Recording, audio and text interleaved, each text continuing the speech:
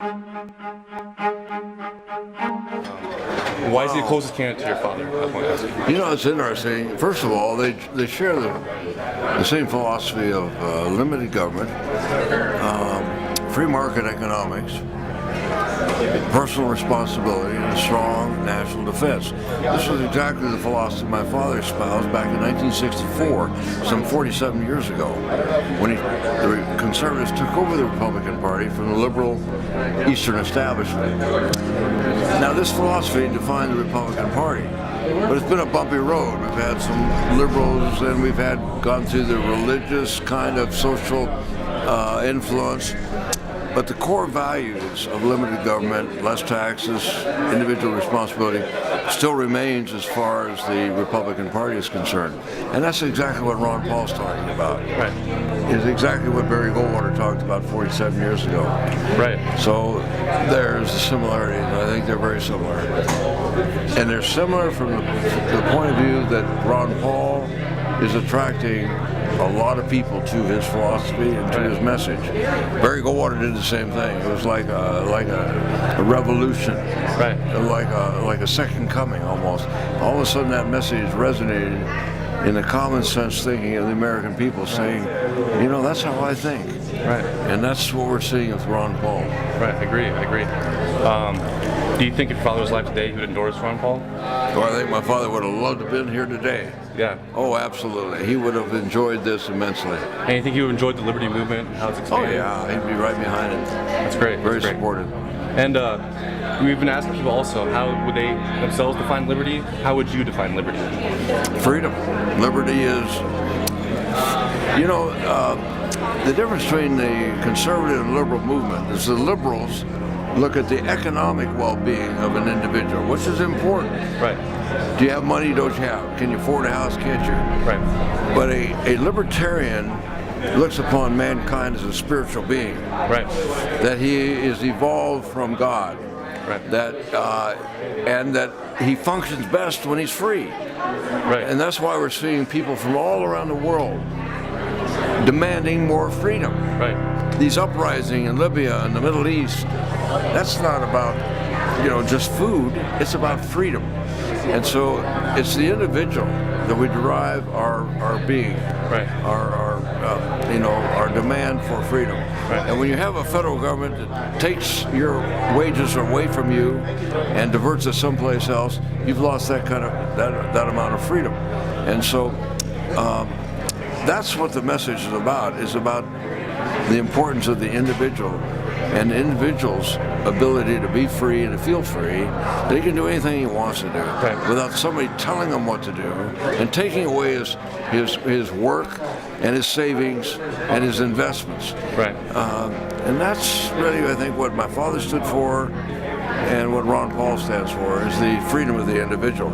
And that's how I define liberty. That's good. Some people say that Ron Paul is weak on defense. You don't believe that necessarily? Why? Weak on defense? No. But why is Ron Paul strong on defense? Why are they wrong? There's two different issues here. Right. There's foreign policy. Right. And there's the defense of the country. Right. The Constitution requires, the first thing that it requires is defending the America. And that requires a strong defense. We need enough airplanes, enough soldiers, enough ships to defend this country.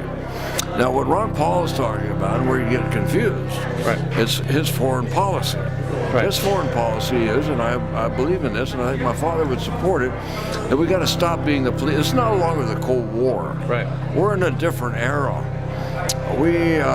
And so Ron feels that we got to quit fighting other countries' wars. Right. We got to quit defining other people's culture and the way they live.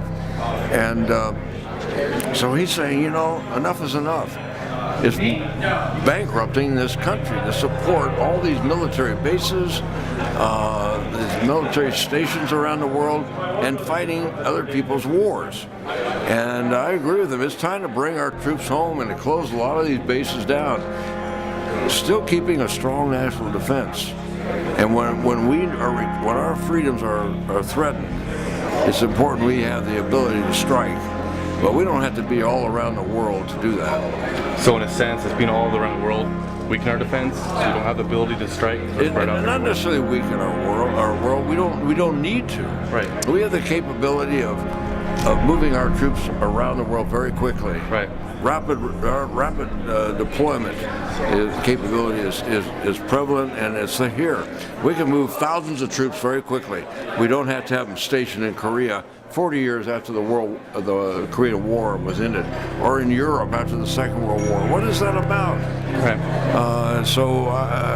Ron Paul is speaking, is talking about something that a lot of Americans are thinking about. Right. And it may be time, in order to save a lot of our economic survival, to quit paying for all their troops that are stationed around the world. It's costing us trillions of dollars.